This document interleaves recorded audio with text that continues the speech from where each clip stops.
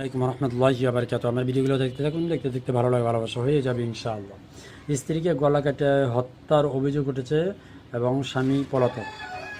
গাইবান্ধা গোবিন্দগঞ্জে শিউলি বেগম নামে এক গৃহবধূকে গলা কেটে হত্যার অভিযোগ উঠেছে স্বামী ফরিদ উদ্দিনের বিরুদ্ধে। হত্যার পর মরদেহ কলা বাগানে ফেলে রেখে পালিয়ে গেছে বলে অভিযোগ নিহতদের স্বজনদের।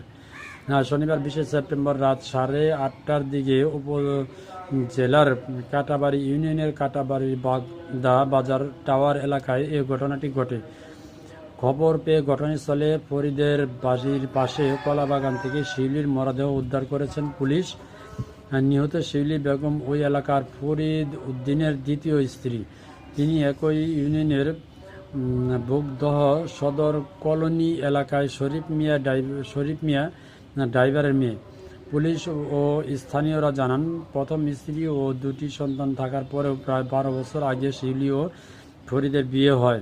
তাদের সংসারে একটি 8 বছরের ছেলে সন্তান রয়েছে। দ্বিতীয় বিয়ের পর থেকে নানা কারণে শিউলিকে নির্যাতন করতেন ফরিদ। শনিবার সন্ধ্যায় স্বামী স্ত্রীর মধ্যে ঝগড়া বাঁধে। এক পর্যায়ে ফরিদ শিউলিকে মারধর করে ধারালো অস্ত্র দিয়ে গলা ও শরীরের বিভিন্ন স্থানে আঘাত করলে ঘটনাস্থলেই তার মৃত্যু হয়। পরে মরদেহ বাড়ির পাশে কলাবাগানে ফেলে রেখে পালিয়ে যান তিনি। প্রতিবেশীরা বিষয়টি দেখে পুলিশকে খবর দেন। নিহত শিউলির বাবা শরীফ মিয়া ড্রাইভার ও স্বজনদের অভিযোগ, বিয়ের পর থেকেই মেয়েকে শারীরিক ও মানসিকভাবে নির্যাতন করতেন ফরিদ। পরিকল্পিতভাবে শিউলিকে হত্যা করে মরদেহ ফেলে পালিয়েছেন ঘাতক ফরিদ। আসলে এই ধরনের ঘটনা অ্যাভেলেবেল ঘটতেছে। মেয়েকে বিয়ে দেওয়ার আগে 10 বার চিন্তা ভাবনা করে তারপরে বিয়ে দিবেন।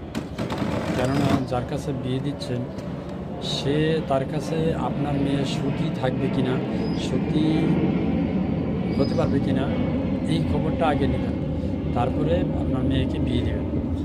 তো যারা ভিডিওটি দেখছেন অবশ্যই সতর্ক থাকবেন এই বিষয়গুলো। ভালো থাকবেন। আসসালামু আলাইকুম।